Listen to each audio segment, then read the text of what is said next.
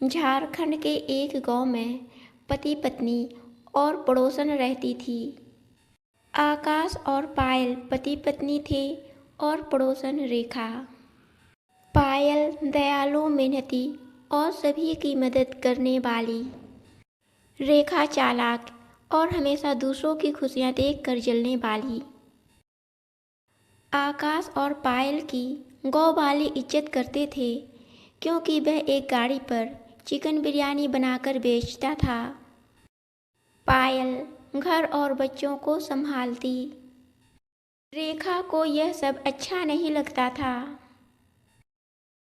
जब भी आकाश के घर में खुशियां आती, रेखा के दिल में आग जल उठता।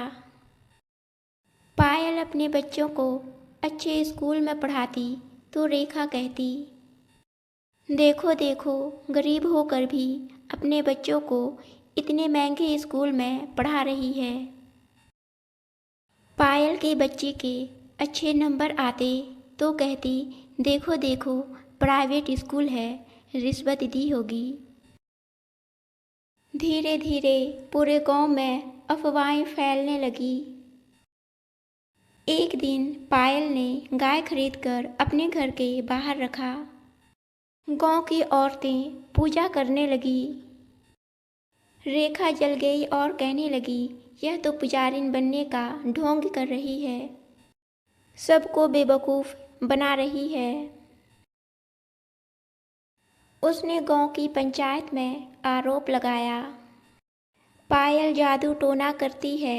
गांव के लोग हैरान रह गए। आकाश पायल से पूछा गया, क्या यह सच है?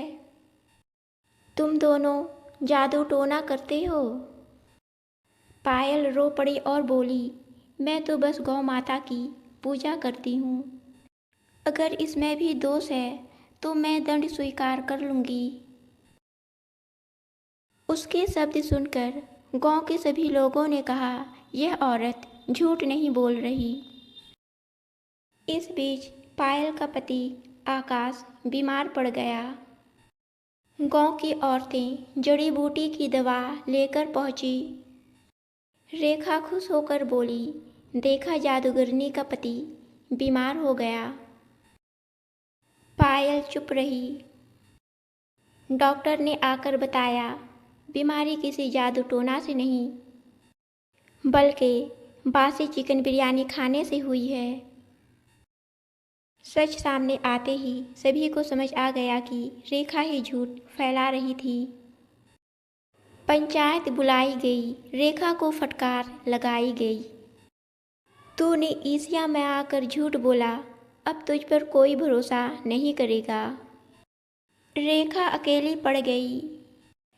पायल ने उसे फिर भी माफ़ कर दिया और कहा, बहन, जलन से घर गांव जलता है, अगर मिलकर चले तो खुशियां बढ़ती है। हम कभी भी दूसरों की खुशियों को देखकर जलना, अपने दिल को जलाना है।